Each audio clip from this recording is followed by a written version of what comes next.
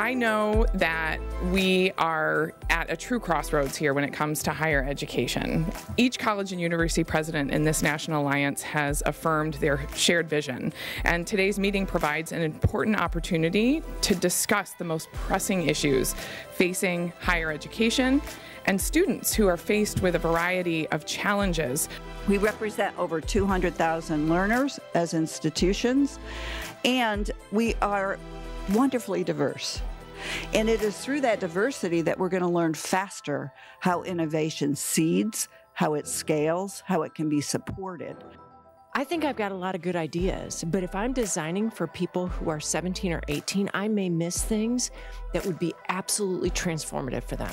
Things are at a kind of precarious place in a variety of ways, and if we don't change, change will be foisted upon us. And I think that is something that we don't want to happen. When you have students that attend an HBCU where 70% of the students are on financial aid, we sit in the middle of Georgia in a rural town. The issues that impact them are the issues that they live with every day. We are that kind of a startup, but we're a startup with big ideas. Every founder, by the way, thinks they're going to be the next unicorn and change the world.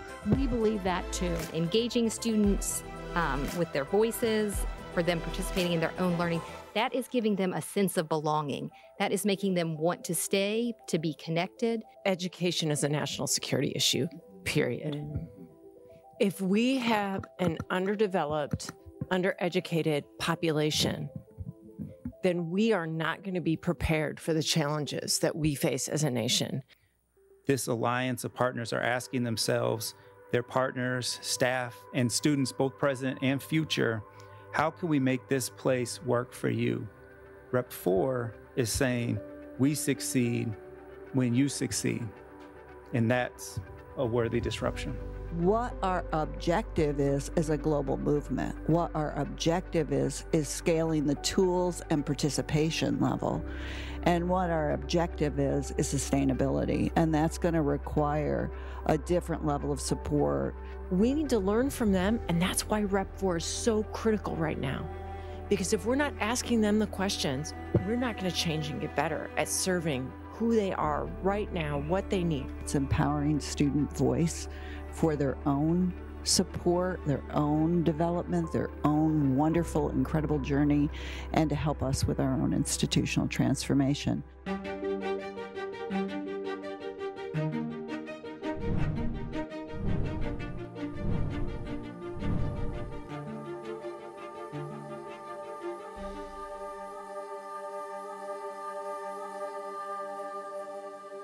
We often pit universities against each other. People talk about the demographic cliff and there aren't going to be any students. And instead we should be changing what we think about who merits access to a college education.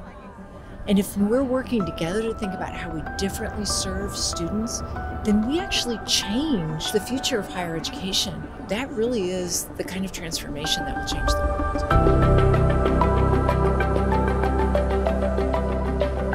You can never create a model for others that isn't you, right?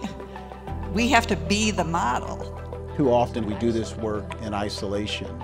By being part of this network of learners, we are creating a much stronger approach, and we'll see much greater results. We're going through a paradigm shift that we haven't seen for 150 years, and that is from an industrial model to a knowledge economy.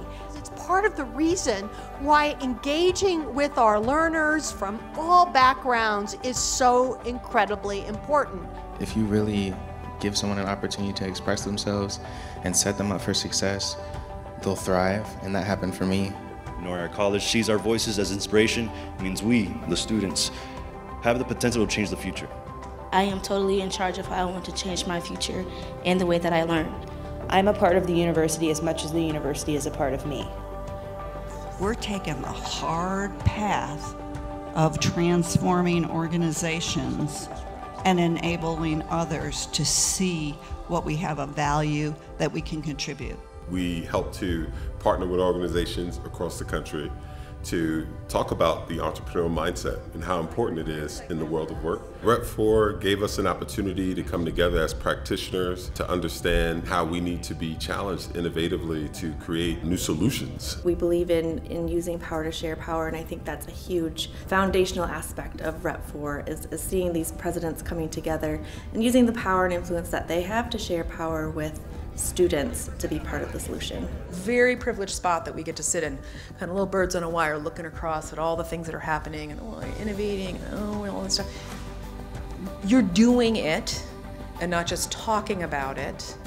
My table treated me as a colleague and not just someone that didn't understand what they were talking about, and they were open to hear my questions and really included me in the process. We were allowing ourselves to embrace any type of idea on the idea that we're all intentional and we have passion around it. And if we're going to support students, we must know what their lived experiences are, how they learn, how they live. Not every student that comes through those doors are the same. And to me, innovative is not just always about something new. It is about your ability to configure existing elements in novel ways. To meet so many amazing people working to support our students to recreate the future of higher education and to really make sure it's higher education for all has been amazing. All we have to do is open our hearts to their voice and have courage to take action. The students, the faculty, the staff, who are all focused on one goal, one primary goal, which is to ensure that we are making education accessible and possible and meaningful and fulfilling for our students. There is no true utopia of education, but there shouldn't be stopping to making any attempts. Thank you.